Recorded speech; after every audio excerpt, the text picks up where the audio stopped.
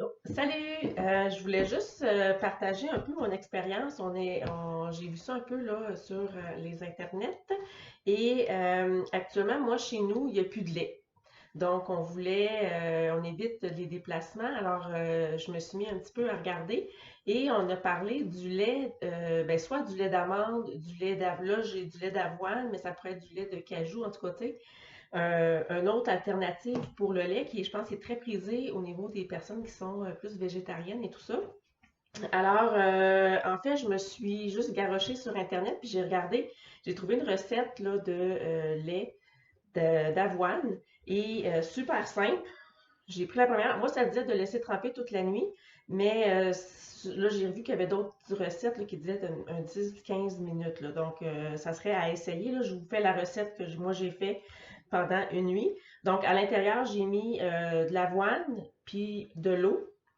Donc, et après, ce que ça dit de faire, une fois qu'on a laissé là, tremper, c'est de prendre un mélangeur. Moi, je vais prendre ici là, le mien, là, mon extra chef. Puis, je vais mettre de mon mélange à l'intérieur, comme ça ici. Et je vais simplement ajouter de l'eau,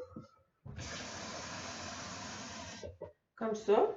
Il faut comme mélanger, mixer le tout, comme ça ici, pendant à peu près là, 10 minutes. Je ne fais pas une minute, là, mais bref, on mélange comme ça.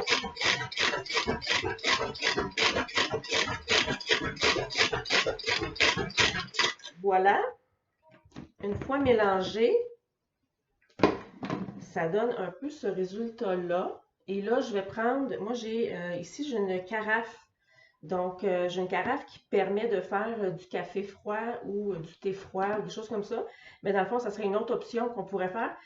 Le fait que le filtre ici là, va me permettre vraiment là, de filtrer tout ce que j'ai mis à l'intérieur. C'est ça que je trouvais cool.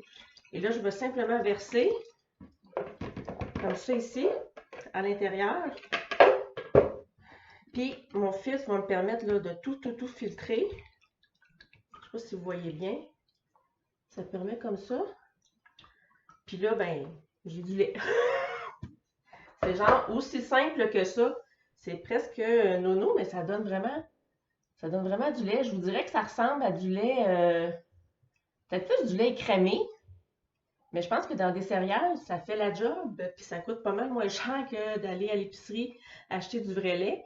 Bref, en attendant qu'on aille à l'épicerie, on va utiliser ça. Fait que, ben, si jamais vous avez des questions, ben, écrivez-moi là. OK, bye!